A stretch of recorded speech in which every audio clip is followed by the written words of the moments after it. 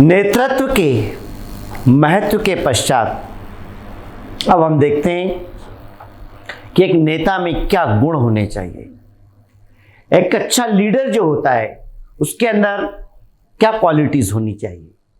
पहले शारीरिक विशेषताएं, फिजिकल अपीयरेंस। नेता को शारीरिक रूप से प्रभावशाली होना चाहिए। शारीरिक विशेषताओं में कद, वजन, रूप रंग, आवाज इत्यादि को सम्मिलित किया जाता है। इन सभी से व्यक्तित्व का निर्माण होता है। एक प्रभावशाली व्यक्तित्व से सभी प्रभावित होते हैं। एक अच्छा नेता जो शरीर से हष्ट पुष्ट होता है, या जिसका आवाज या जिसके रूप रंग, एक शारीरिक फिजिकल फिटनेस की, जिससे व्यक्ति जब मिलता है पहली बार तो उसकी एक पर्सनालिटी जो होती है दिखने में, उसका बहुत अलग असर पड़ता है।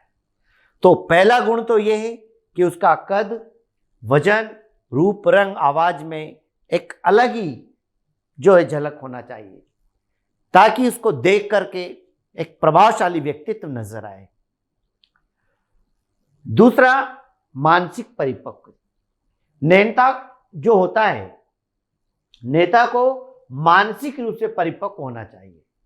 वह धैर्यवान, संयमित व दूसरों की बातों को शीघ्र समझने वाला या समझाने वाला होना चाहिए। मैच्योरिटी उसके अंदर होती है, मेंटल मैच्योरिटी, कि सही समय पर किसी भी बात को वो आसानी से समझ सके।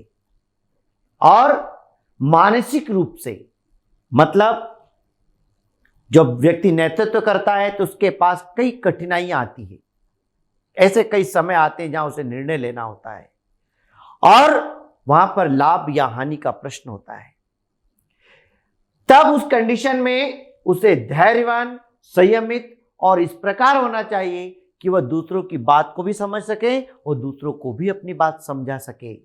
इस प्रकार उसमें मानसिक संतुलन बनाए रखने की क्षमता होनी चाहिए। अर्थात विपत्ति में घबराए नहीं और अच्छी असफलता में प्रसन्न होकर काम में किसी प्रकार की लापरवाही न बरतने लगे। इसलिए एक अच्छा लीडर वो होता है जो संयम और संतुलित होकर के काम करता है। जब सफलता मिलती है तो अगली सफलता की ओर अग्रसर हो जाता है। केवल उस सफलता के गुणगान के भरोसे नहीं बैठना पड़ता है। और अगर असफलता है, संकट के बादल है, तो बहुत धैर्य से काम लेना चाहिए और उनसे निकलने का प्रयास करना चाहिए। आत्मविश्वास। दूसरों का विश्वास जीतने के लिए स्वयं के आत्मविश्वास का होना जरूरी है। विपरीत परिस्थितियों का सामना आत्मविश्वास के बल पर ही किया जा सकता है। अतः अनुयायियों का पूर्ण विश्वास प्राप्त करने के लिए नेता में आत्मविश्वास, सेल्फ कॉन्फिडेंस होना चाहिए। अंदर से अपने आत्मविश्वास इतना मजबूत होना चाहिए कि जब उसे अपने आप पर विश्वास नहीं होगा, उन परिस्थितियों का सामना करने की क्षमता उसके अंदर नहीं होगी, वो लोगों को कैसे मार्गदर्शन करेगा, लोगों को कैसे आगे बढ़ाएगा।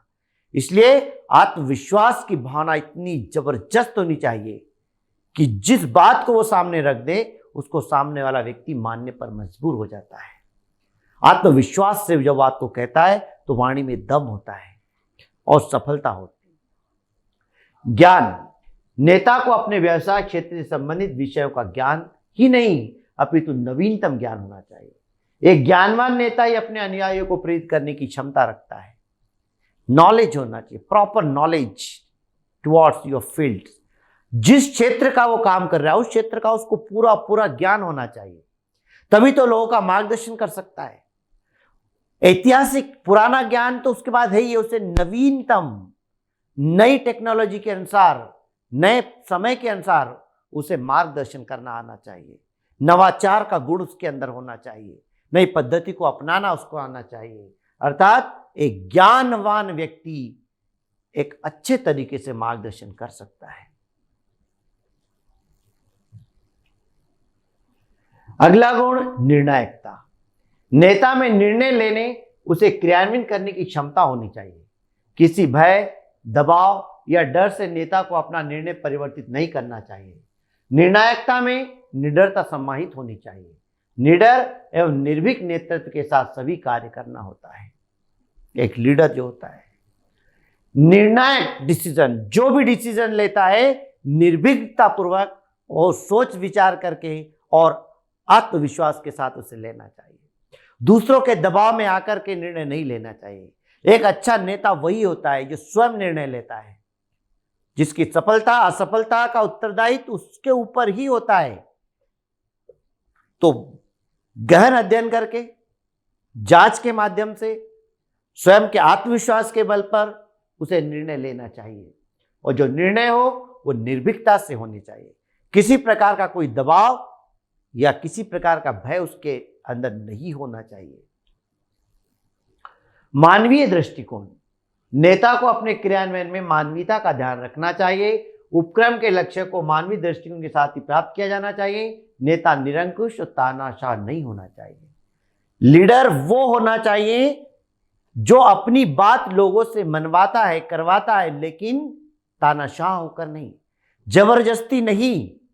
एक मानवीय व्यवहार के माध्यम से, वाणी में ऐसे दम होना चाहिए, मार्गदर्शन में वो होना चाहिए, उसके व्यवहार में वो गुण होना चाहिए कि लोग उसका पालन करें, न कि ताकत के बल पर, न कि अमानवीय कृत्य करके किसी से जबरदस्ती ताकत के बल पर अगर आप कोई हाँ करवाते हो या उनका पालन करवाते हो तो वह एक नेतृत्व का गुण नहीं है। नेतृत्व वो होता है जो सभी से मानवीय व्यवहार करता है, उनके विचार विमर्श को सकारात्मक रूप देता है, न कि उसमें असंतोष पनपने देता है। संप्रेषण योग्यता, नेता में अपने अनुयायियों की बात समझने एवं उन्हें अपनी बात समझाने की योग्यता होनी चाहिए। बिना संप्रेषण की कोई भी कार्य नहीं करवाया जा सकता है। प्रभावी संप्रेषण नेता का एक अनिवार्य गुण होना चाहिए।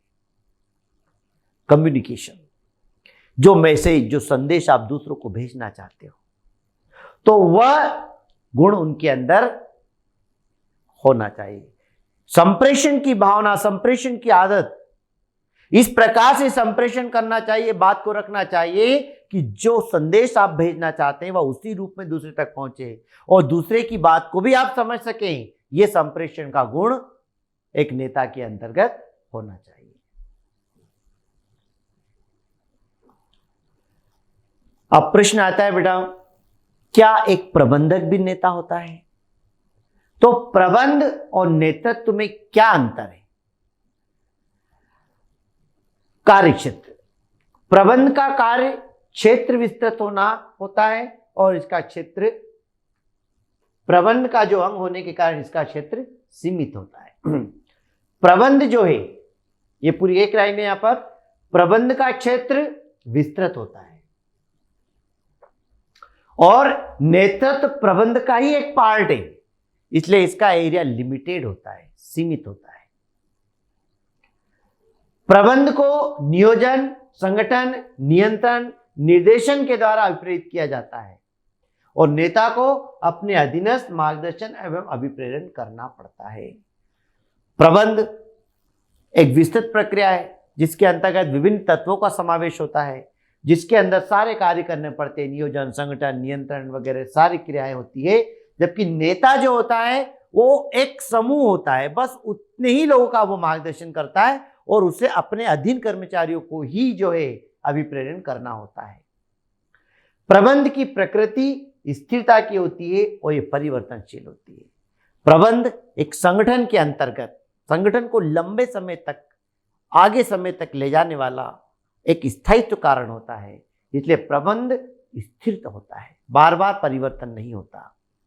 और नेतृत्व परिवर्तनशील होता है, हर कार्य में, हर जगह परिस्थिति के अनुसार मार्गदर्शन करना पड़ता है, इसलिए नेतृत्व जो है वो परिवर्तनशील होता है।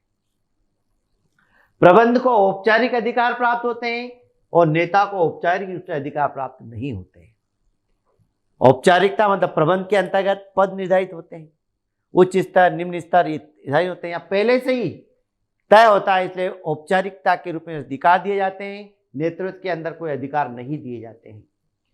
सभी प्रबंधक नेता भी होते हैं पर सभी नेता प्रबंधक नहीं होते। जितने भी मैनेजर्स हैं वो पूरी संगठन का मार्गदर्शन कर रहे होते हैं, नेतृत्व कर रहे होते हैं।